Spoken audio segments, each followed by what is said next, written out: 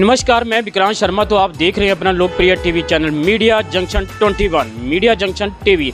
तो आज आपको ले चल सकते हैं पंचकुला सेक्टर 12A में बाल सदन भवन में ऐसा क्या था। आज 15 अगस्त स्वतंत्रता दिवस मनाया गया बड़ी धूमधाम के साथ। यहाँ जो बच्चे थे उनके द्वारा कार्यक्रम भी आयोजित किया गया और उनको शिक्षा भी बताया गया कि जागरूकता भी दी गई कि कैसे कैसे हमें अपने कार्यक्रम आयोजित करने चाहिए। तो आओ देखते हैं इसकी कुछ झलकियाँ मीडिया जंक्शन में विक्रांत शर्मा के कैमरे की नज़र से। पंचकुला के सेक्टर 12A के बाल सदन में भी स्वतंत्रता दिवस के उपलक्ष्य पर कई रंगारंग कार्यक्रम आयोजित किए गए, जिसमें बच्चों द्वारा सोलो डांस, ग्रुप सॉन्ग प्रस्तुत किया गया और उपस्थित गणमान्यों ने भी अपने अपने विचार और देशभक्ति की कविताएं गाकर माहौल को और जोशीला कर दिया। इस अवसर पर प्रधान अरुण अलमादी ने रोशनलाल अग्रवाल वित्त सचिव, श्रीमती संगीता अग्रवाल संयुक्त सचिव, श्रीमती किरण शर्मा, श्रीमती सरोज सिंगला, श्रीमती गीता साहनी, कार्यकारी सदस्य, स्टाफ तथा अन्य ने भाग लिया। इसके अलावा इनरबिल क्लब पंचकुला तथा लॉयंस क्लब पंचकुला के पदाधिकारी भी मौजूद रहे। इस मौके पर उन्हीं की ही जवानी क्या कहा प्रधान ने, तो सुनते हैं मीडिया जंक्शन में विक्रांत के कैमरे की नज़र से। और इससे पहले उन्होंने स्वतंत्रता दिवस के उपलक्ष्य पर झंडा भी फहराया और राष्ट्रीय गान का भी प्रस्तुति दी।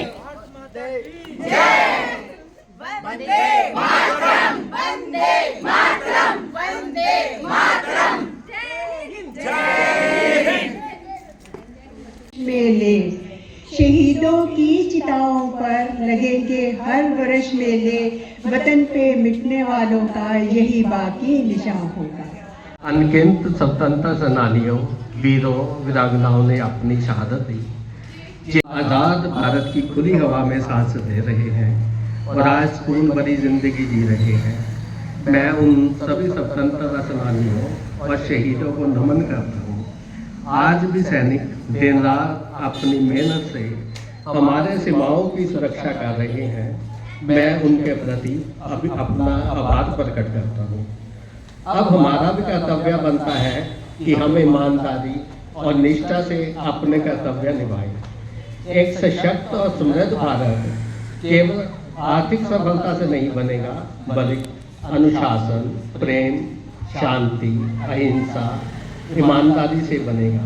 हमारा लक्ष्य होना चाहिए कि हर नागरिक शिक्षित हो, देश नशा मुक्त हो, चारों ओर स्वच्छता हो, हर इंसान धर्म, जाति व मजहब से उठकर एकता की ओर कदम बढ़ाए।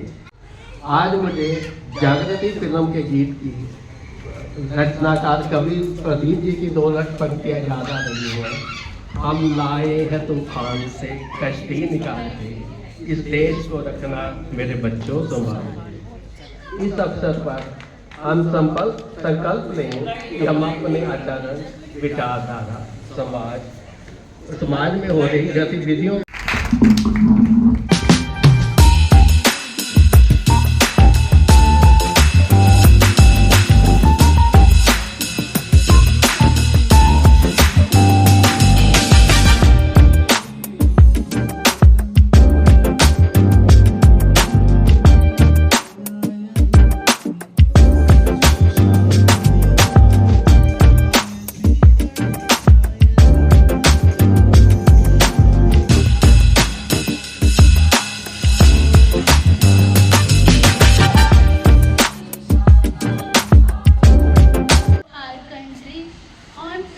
August 1947, India became free from British rule.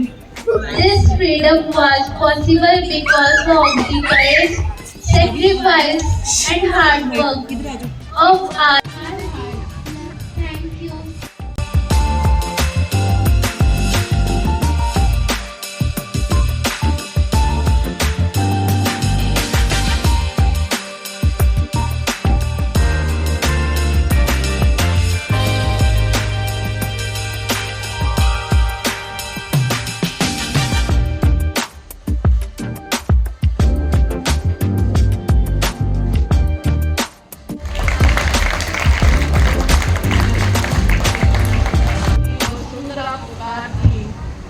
देश है पुकारता पुकारती माँ भारती, रगों में तेरे बह रहा है खून राम श्याम का, जगत गुरु गोविंद और राजपूती शान का।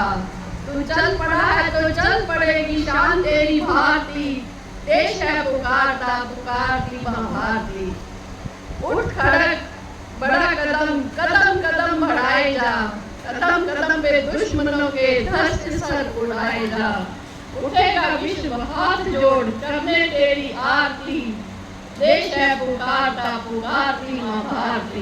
काली माँ लगा दे सुप्रभात को, फैला दे अपनी लाली माँ, तेरी शुभ कीर्ति विश्व संकटों को तारती, देश है पुकारता पुकारती माँ। तेरी हवा पसंदा तू बाग है मेरा, मैं तेरा परिंदा। मैं दीवाने की जहाँ बोल सुहानी देखी, एक रोज बनी मेरी शाम को।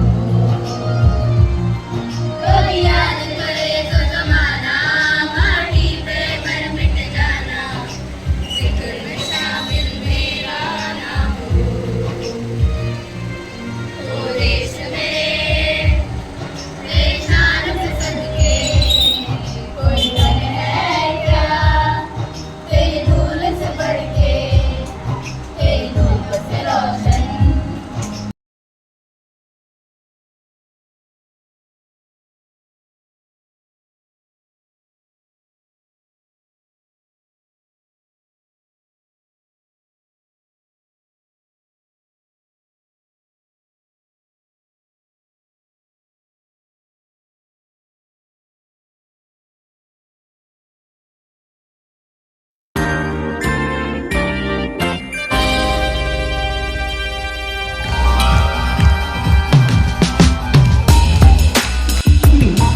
बादलों के दरमियान कुछ ऐसी साजिश हुई, मेरा घर मिट्टी का था मेरे ही घर बारिश हुई।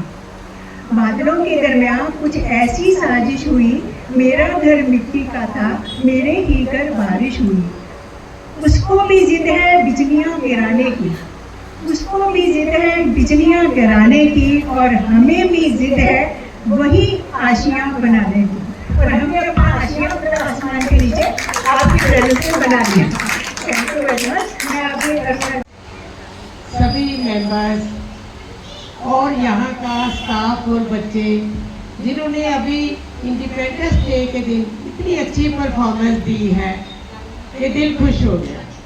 आप सबको आज इंडिपेंडेंस डे की बहुत बहुत मुबारक। ये आज़ादी हमें ऐसे तो नहीं मिली, बहुत हमारे शहीदों ने अपनी कुर्बानियाँ दी हैं। अब आगे ये हमारा फर्ज है कि हम मेक इन इंडिया की सारी चीज़ों को इस्तेमाल में लाएं, ताकि हम अपने भारत को और इंडिपेंडेंट बना सकें। और एक बार फिर मैं आप सबको इस इंडिपेंडेंस डे की बहुत बहुत मुबारक देती हूँ। जय भारत, वंदे मातरम, वंदे मातरम। प्रोग्राम बहुत ही सराहनीय रहा, बच्चों का बहुत ही अच्छा प्रदर्शन रहा। हमारे स्वतंत्रता दिवस पर और जितने भी आप महानुभाव आए हैं यहाँ पर, उनका बहुत बहुत धन्यवाद। और हम आज के दिन में हम यही कहना चाहते हैं, जैसे रानी जी ने भी कहा, मेरे मन में भी ऐसा ही विचार आ रहा था, और अलमाड़ी जी ने भी जो कहा कि लाए हैं देश इस कश्ती को तूफान से निकाल के, मेरे बच्चों इसको रखना संभाल के। तो मेरे मन में भी ये देशभक्ति जब से मोदी जी आए हैं, मेरे मन में तो बहुत आती है इस चीज़ की। तो मैं जहाँ भी खड़ी होती हूँ तो मेरे मन में यही रहता है। तो मैं यही कहना चाहूँगी कि कितने 100 सालों की गुलामी के बाद हम आज़ाद हुए हैं, इसको हमें बचा के रखना हर एक की जिम्मेवारी है। और आजकल की जो नई जनरेशन है, इनको तो मालूम ही नहीं कि हमारे स्वतंत्रता सेनानियों ने कितना कष्ट सहा होगा, कितने खून बहे होंगे।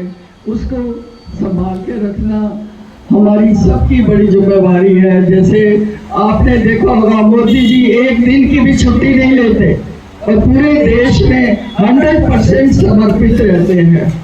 आज का भाषण भी मैंने उनका सुना, कमाल है कि उनकी जो एनर्जी है वो बेमिसाल है। तो हमें भी उनसे हर किसी को कुछ ना कुछ छोटा छोटा हमें सीखकर अपने देश के लिए करना चाहेगा, तभी हमारा देश आगे महान होगा। और हमें किसी देश, हम लोग घिरे पड़े हैं दुश्मन देशों से, और हमें खुद ही अपने आप में ताकत लानी है, ताकि इतनी क्षमता लानी है कि हम देश को आगे बढ़ाएं। मेरा आज का कंक्लूडिंग नोट तो यही है। Thank you so much. जय भारत, वंदे मातरम, जय।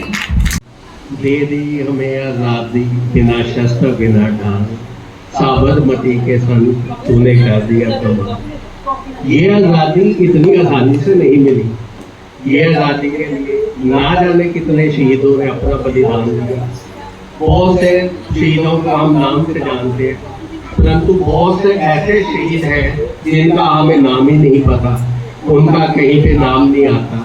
पर उन शहीदों को भी हमें नमन करना चाहिए। किसी भी संस्था को बनने में, किसी भी देश को बनने में बहुत टाइम लगता है। आज़ादी के बाद हमारे पास कोई संसाधन नहीं थे, परंतु भारत को बनते बनते इस स्टेज तक आते आते बहुत से अपने लोगों ने मेहनत की, जो आज हम इस स्टेज पे खड़े हैं। मैं बाल सदन के बारे में भी यही कहूँगा। बाल सदन साल 1992 में शुरू हुआ था। आज बाल सदन को 33 साल पूरे हो चुके हैं शुरू हुए हुए। ना जाने कितने बच्चों ने यहाँ से फायदा उठाया, पढ़ाई की, अपना कैरियर बनाया, और कितने ही बच्चों की बाल सदन में शादियाँ करवाई हैं। ये इसमें बाल सदन की सिर्फ मैनेजमेंट ही का हाथ नहीं है, इसमें आप सभी लोगों का बहुत बड़ा हाथ है। हमारे जो डोनर है वो हमारी लाइफ लाइन है। हमारी गवर्नमेंट से तो डोनेशन बहुत काम आती है।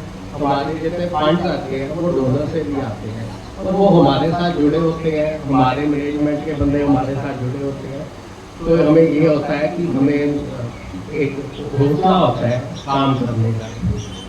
तो मैं आप सभी का आज एक बार फिर से अभिनंदन करता हूँ, और आपके आने पर मैं आपका बहुत बहुत धन्यवाद करता हूँ। Thank you so much. अब यहीं से कॉफी और चाय स्नैक्स जो है यही सब किए हैं। जी थे वो, उनके लेकर तभी हमने वो जंग लड़ी थी। उस युद्ध के बाद में उनकी रिटायरमेंट जल्दी की। तो उस रिटायरमेंट से एक किस्सा है कि लोगों को जैसे पता है कि गवर्नमेंट सर्विस में जो भी है इनको गाड़ी और ड्राइवर का हमेशा मिला होता है, और जो वो ड्राइवर है वो इनके सिपाही होते हैं, वो ड्राइवर की वो सर्विस करते हैं। तो जब इनकी रिटायरमेंट हुई तो इनका जो ड्राइवर था उसका नाम था श्याम सिंह, और वो हरियाणा का रहने वाला था। तो वो बड़ा बेचैन सा रहने लगा, और मानिका जी ने एक दिन जैसे वो जाने लगे तो वो अपनी पूरी सावधान पोजीशन में रहते हैं ये लोग। तो उसके चेहरे पर परेशानी झलक रही थी। तो सर ने उससे पूछा क्या बात है, ऐसा लगता है तेरी भैंस ने तो तेरा मन कर दिया है, तू इतना परेशान रहता है। तो उसने ड्राइवर ने कहा कि मुझे कुछ बताया नहीं, लेकिन ये रोज का मामला था।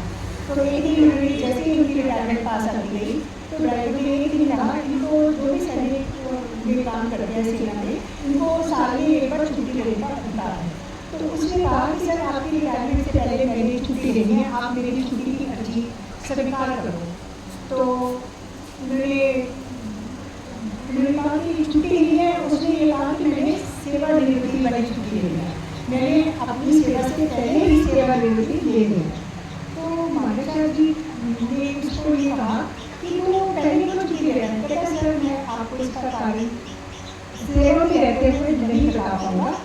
तो उन्होंने उसकी बैकग्राउंड की कदर करते हुए उसकी छुट्टी के कागजात जो है वो तैयार कर दिए। समय आ गया, जो श्याम सिंह जी के उनकी रिटायरमेंट का दिन आ गया, तो वो रिटायर। जब रिटायर हुए तो उस रिटायरमेंट के बाद मानिका जी ने उसको ये पूछा रिटायरमेंट के दिन उसी समय के दौरान कि अब तो बता दो कि आपने ये सेवा निवृत्ति पहले कैसे क्यों ली है। तो जो श्याम सिंह जी वो कहते सर आपकी गाड़ी चलाने के बाद में मैं किसी और की गाड़ी नहीं चला पाऊँगा, मैं इसी सम्मान के साथ घर रिहा होना चाहता हूँ। ये कहते हैं उसकी काफ़ी सारी सभी हुई थी, लेकिन सेवा निवृत्त हो गया। कहते मैं इतने बड़े आदमी की नौकरी करने के बाद भी किसी और को खिलाड़ी नहीं चाहता। ठीक है, तो मानिक शाह जी ने वो सेवानिवृत्त हो गया। मानिक शाह जी ने उससे ये पूछा कि आपकी खेती बाड़ी की ज़मीन है, जो खेती बाड़ी करोगे क्या करोगे? तो कहते नहीं मेरे पास कोई ज़मीन नहीं। तो कहते कोई नौकरी ढूंढी। तो उसके बाद मैंने तो कभी सोचना है कि मैंने क्या करना है, मैंने कुछ नहीं सोचा। और कहते हैं परिवार का गुजारा कैसे चलाओगे? तो मैंने कहा मैंने ये सब चीज़ें सोचनी है, मैंने इसके बारे में कुछ नहीं सोचा। तो मानिक शाह जी को लगा कि, और उसने ये कहा कि मैं एक बहुत गरीब परिवार से ताल्लुक़ रखता हूँ, मेरे गरीब परिवार। तो उसकी जो भाई थी उसकी मानिक शाह जी एक वहाँ पर गए, उन्होंने भाई उसको एक लिफाफा दिया और उसको ये कहा कि ये लिफाफा तुमने घर जाकर ही खोलना है। तो वो घर चला गया, जाकर उसने जैसे होता है कि रिहाई के बाद आए अपनी पत्नी को सामान दे दिया। वो लिफाफा भी उसने अपनी पत्नी को उसकी पॉकेट में जो यूनिफॉर्म थी उसमें रखा हुआ था, ऐसे ही जाके दे दिया और पत्नी को कुछ नहीं बताया।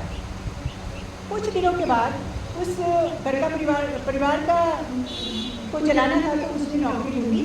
उसको फिर कहीं ये जो ट्रांसपोर्ट कंपनी है इसमें कहीं नौकरी मिली।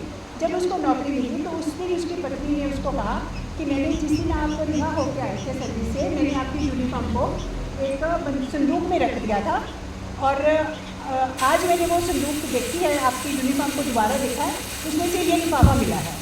तो वो शाम सिंह जी तो उस लिफाफे के बारे में भूल चुके थे।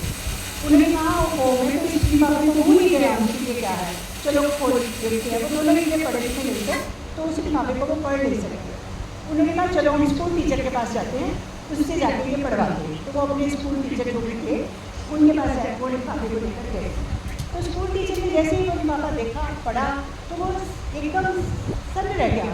तो उसने कहा आपको पता है इसमें क्या लिखा है? शाम सिंह बोले मुझे कुछ पता नहीं है, मैं तो आज आपके पास लाया हूँ इसको पढ़ने के लिए। तो उन्होंने उसको बताया कि ये जो मानिक शाह जी को रिटायरमेंट के बाद सरकार ने सोनीपत के पास 25 एकड़ ज़मीन दी थी, जो उनका रिटायरमेंट का जो भी सिस्टम है उसमें था। उन्होंने वो सारी की सारी ज़मीन इस ड्राइवर के नाम कर दी थी, ये वो ट्रांसफ़र दी थी। और मतलब इतना मतलब मैंने ये स्टोरी है कहीं पर लिखी हुई, तो जैसे कभी मैंने मुझे नहीं सोचेगा कि मैं इंडिपेंडेंस डे को ज़रूर शेयर करूँगी। तो ये है हमारे जो देश के चीफ ऑफ आर्मी स्टाफ, इस तरह के लोग हैं। तो हमें अपनी कर्तव्य निष्ठा से अपनी जो ड्यूटी से उनको करते रहना चाहिए। इसी से ये संदेश हमें लेना चाहिए।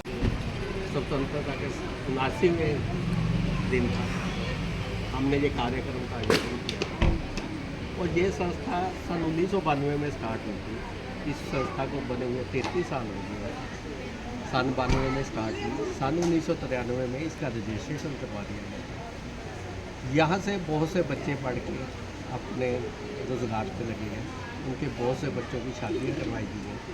और ये संस्था का ये उद्देश्य है कि जो समाज से वंचित बच्चे हैं, जो गरीब हैं, जो अनाथ हैं, उन सबको सहायता की जाए और उनको एक मार्ग पे लाके समाज की मुख्य धारा में जोड़ें। अभी तक आपके पास कितने बच्चों ने शिक्षा ग्रहण की है और आगे कितने कर रहे हैं और अभी कितने? यहाँ पर बहुत से अनगिनत बच्चों ने जो शिक्षा प्राप्त की है और बहुत से बच्चे उसमें रोज़गार में भी लगे हैं और हमने कम से कम 50 शादियाँ इस बाल सदन के माध्यम से की हैं। अभी भी इस सदन से बच्चे आते रहते हैं। ये रूटीन का प्रोसेस है। जो 18 साल प्लस के बच्चे हो जाते हैं वो उनको हम इस संस्था के बाद अकोमोडेशन देते हैं ताकि वो किसी लेवल पे पहुंच सकें। कम से कम वो ग्रेजुएट, पोस्ट ग्रेजुएट ये बन सकें और अपने पैरों पे खड़े हो सकें। तो ये बच्चे कहाँ से आते हैं, कहाँ शिक्षा ग्रहण करके आपके पास कैसे पहुँचते हैं?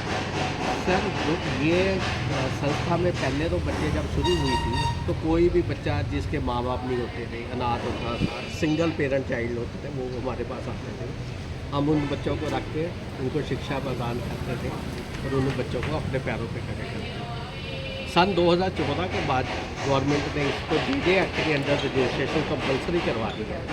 अब ये हमारे बच्चे चाइल्ड वेलफेयर कमेटी है गवर्नमेंट की, उसके थ्रू बच्चे आते हैं और वो यहाँ पे रहते हैं, अपनी शिक्षा प्राप्त करते हैं और जब वो 18 साल के हो जाते हैं तो हमें 3 साल की परमिशन दी जाती है ताकि वो 21 साल तक कुछ बन सके और वो उसके बाद जो है बच्चों को अपने रोज़गार देके यहाँ से विदा किया। अभी कितने बच्चे आपके पास यहाँ उपलब्ध हैं प्रिया जी? सर हम 2 तरह के बच्चों की यहाँ पे सहायता कर रहे हैं। एक तो बच्चे हमारे वो हैं इन होम हैं, एक हमारे वो बच्चे जो 18+ के हैं, जो अभी ग्रेजुएट नहीं है या पोस्ट ग्रेजुएट नहीं है।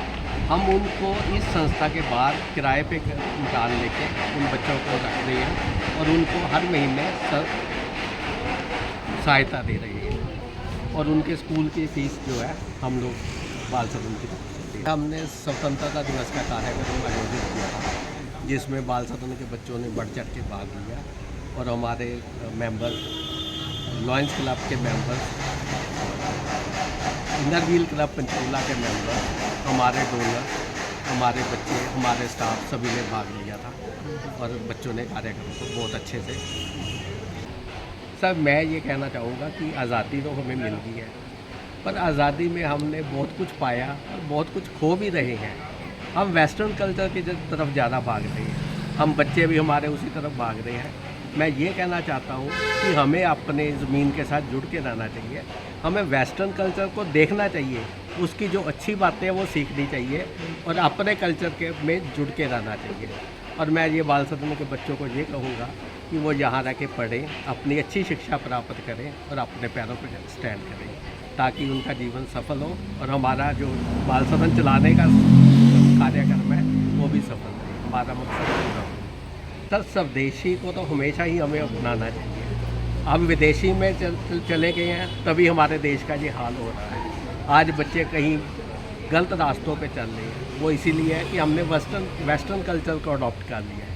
मैं यही बच्चों से रिक्वेस्ट करूँगा, सभी से रिक्वेस्ट करेंगे, हम लोग अपनी जड़ों से जुड़े रहें तो हम बहुत आगे बढ़ सकते हैं और स्वदेशी बन के ही हम अपने देश को उन्नत कर सकते हैं और ये भारत के विकास के लिए बहुत ज़रूरी है। मैं तो स्पेशली हिंदी का प्रयोग करता हूँ, पर ये है कि आज के टाइम के हिसाब से हम इंग्लिश भी चल रही, हमारी अगर कोर्सपोंडेंस हिंदी में होगी तो हमारे जो अधिकारीगण हैं वो पहले पढ़ाने के लिए हमें ही बुलाएंगे, इसकी ट्रांसलेशन तो बता दो क्या कर दी आपने, ये हमें भी बता दो।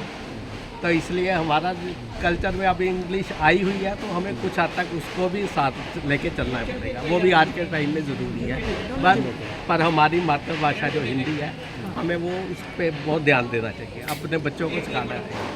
प्लास्टिक का आता है, गंदगी है सारी तरफ तो बायोडिग्रेडेबल, वो ठीक है हम घरों में अपना सकते हैं, परंतु हमारे लोगों को जो काम आसान होता है ना उसमें हम ज़्यादा चाहते हैं। तो ये मेरा कहने का तात्पर्य है कि अगर सरकार मैन्युफैक्चरिंग बंद करे, सिर्फ काले बैग रहने दे जिसमें बड़ा कूड़ा आना चाहती है, और ये बाकी छोटे जो सब्जी वाले लेके घूमते हैं वो घर में वही इतना कूड़ा हो जाता है ना वो चीज़ का। तो उसके लिए मतलब हमें थैले चाहे कहीं रखें, मगर रेडी वाले से सब्जी लेंगे तो वो हमें हर सब्जी प्लास्टिक बैग में डाल के देते हैं। अगर सरकार उसकी मैन्युफैक्चर बंद करे तो अपने आप बंद, तो हम पुराने ज़माने की तरह थैला और टोकरी लेके निकलेंगे, उसमें हमें कोई इतराज़ नहीं। मगर गवर्नमेंट हमारे ऊपर डिसिप्लिन डालती है कि तुम घर में ये करो, हर ऐसा काम नहीं। सरकार ही क्यों करे, हम क्यों ना करें? बच्चों को ये जो ब्रेड्स और ये चीज़ें हैं 1 दिन 2 दिन से पुरानी नहीं खानी चाहिए, और ये बेकरीज वगैरह करें तो फ्रेश का ही होना चाहिए, नहीं तो मतलब उसको डिस्कार्ड कर देना चाहिए, क्योंकि बच्चों की हेल्थ ख़राब हो रही है। बच्चों के माइंड में वही जाता है कि हमने ये खाना है वो खाना है, और इतना वो फास्ट फूड चल पड़ा है, उतने बच्चे फास्ट हुए पड़े हैं। बिल्कुल ठीक है। हाँ, तो उनको सेटल हमारे हिंदी हो रहे हैं। हाँ, और हमारे हिंदू धर्म के हिसाब से कोई वो फिर सेटलमेंट ही नहीं है, बच्चों की भजन कीर्तन माइंड भी सेट नहीं होता उनका, कि हम ये प्रॉब्लम हो गई है जो हम ये कुदरत की तरफ से हमको हवा, पानी और खाना, ये तीनों चीज़ों से हमारा मन सेट होता है, और फिर ही हम भजन कीर्तन और हमारा माइंड और बॉडी सब सेटल होता है। यही मेरा संदेश है।